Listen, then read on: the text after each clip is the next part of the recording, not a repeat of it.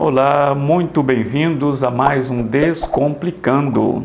Nosso assunto de hoje estaremos juntos pensando em responder uma pergunta que eu creio fazer parte de muita gente. Existem mensagens distintas nos evangelhos? Sobre isso é o nosso tema de hoje.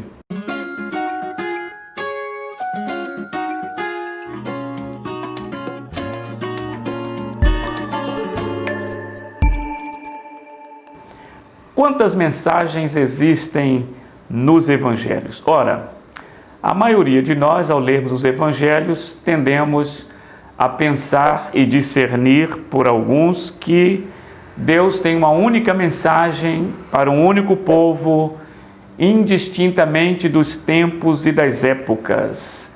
Mas ao percebermos uma leitura nos evangelhos, nós encontramos distintas mensagens que sinalizam tempos diferentes, bem como destinatários diferentes. Quantos evangelhos existem? Não estamos falando sobre os livros, os 4 evangelhos, mas mensagens que foram destinadas às pessoas. A Bíblia Sagrada menciona sobre 4 evangelhos e sobre eles rapidamente estaremos passando aqui com vocês. A Bíblia menciona sobre o evangelho do reino. Ao lermos as Escrituras, vamos encontrar este evangelho do reino, que está mencionado pelos apóstolos, que está mencionado por Cristo, pelos discípulos, pelos 70 e por João Batista. Este evangelho do reino é o evangelho que Cristo pregou, que os 12 discípulos, a missão dos 70, todos estes apóstolos que foram escolhidos por Cristo e que vivenciaram este tempo do Evangelho do Reino. Este mesmo Evangelho do Reino, lembremos também que será pregado depois do arrebatamento da igreja, o Evangelho do Reino, que voltará a ser pregado pelos 144 mil eleitos de Israel. Exatamente este é o Evangelho do Reino. A Bíblia também, ao citar este texto, diz: e este evangelho do reino será pregado em todo o mundo, como testemunha a todas as nações, e então virá o fim. Logo, se distingue do seu tempo e também, como já mencionamos, a quem destina este evangelho. Este é o evangelho destinado à nação de Israel. Diferentemente do evangelho do reino, nós estamos hoje vivendo o evangelho da graça. E por que razão é importante separarmos e entendermos estas distintas mensagens do evangelho? Ora, o evangelho da graça é o que nós pregamos, é o evangelho que separa a lei. Muitas pessoas confundem os evangelhos porque nós pensamos que os evangelhos, a lei já está encerrada. Não. A graça só é inaugurada com a morte e com a ressurreição de Cristo. Portanto, Cristo ainda pregou o evangelho do reino. A graça só foi pregada com a ressurreição. Por isso, quando lemos os evangelhos, não pensamos que a mensagem de Cristo é uma mensagem de graça. Ao contrário, Jesus disse: ouviste o que foi dito por Moisés e pelos profetas? E nós percebemos que Jesus, ele aperta ainda mais. Moisés disse: se alguém for pego em adultério, a lei diz o que será desta pessoa. Mas quando Jesus ensina, quando Jesus prega, ele diz que se alguém somente desejar no coração, seria isto graça ou é ainda uma lei mais apertada? Simplesmente você viola a lei se você desejar. Isto não é graça, isto é lei. Olho por olho, dente por dente. Portanto, o evangelho da graça é o evangelho que há 2000 anos, após a morte e a ressurreição de Cristo, a igreja está pregando e desfrutando. Por isso, Paulo, escrevendo aos Romanos, diz, capítulo 10, verso 4, que o fim da lei é Cristo.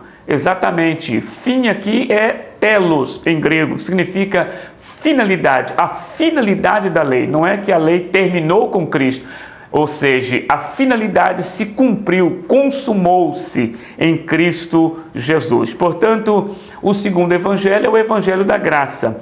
O terceiro evangelho, a Gálatas capítulo 1, versos 6 e 7, Paulo recomenda e fala, alertando a igreja da Galácia acerca do outro evangelho. Que evangelho é este? O falso evangelho. Segundo nós vemos nos nossos dias atuais, o evangelho de Ellen White é a revelação posterior, segundo os que assim creem nos seus escritos, é o evangelho dos Mormons, que é chamado o outro evangelho, é o evangelho de Allan Kardec, é aqueles livros cuja algumas bíblias a chamam de deuterocanônicos, mas nós assim os chamamos de apócrifos, porque são falsos, não deutero, ou seja, inspirados numa segunda vez. Este é o outro evangelho, que está baseado em obras e uma suposta revelação. É como se dizer que o Espírito Santo esqueceu de revelar alguma coisa, portanto deu uma segunda revelação para um suposto outro evangelho, da qual Paulo diz. Paulo explica, não que haja outro evangelho, porque mesmo que alguém ou um anjo viesse pregar um outro evangelho distinto do que já foi pregado, considera-o como anátema, porque só há um evangelho, que é o evangelho verdadeiro que nós pregamos, da ressurreição de Cristo, da volta de Cristo e da salvação pela graça, jamais por mérito humano. Nós temos o evangelho do reino, o evangelho da graça, o outro evangelho, e nós temos também na Bíblia Sagrada o evangelho que está descrito no livro de Apocalipse, capítulo 14, que diz do evangelho eterno. Não será pregado por homens, não será pregado pela igreja, mas o evangelho eterno, descrito no Apocalipse, que será o anúncio angelical, o anúncio de juízo e da vitória final de todas as coisas. Portanto, ao lermos as Escrituras, nos lembremos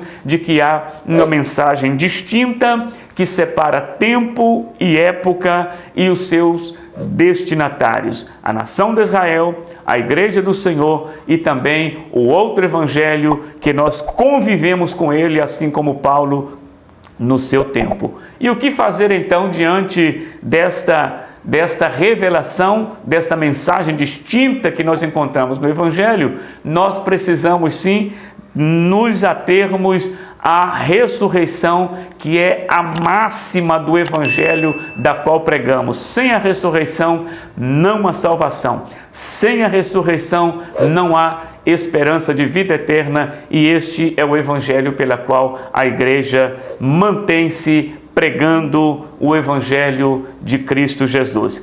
Deus abençoe a todos vocês, um forte abraço e até o nosso próximo Descomplicando.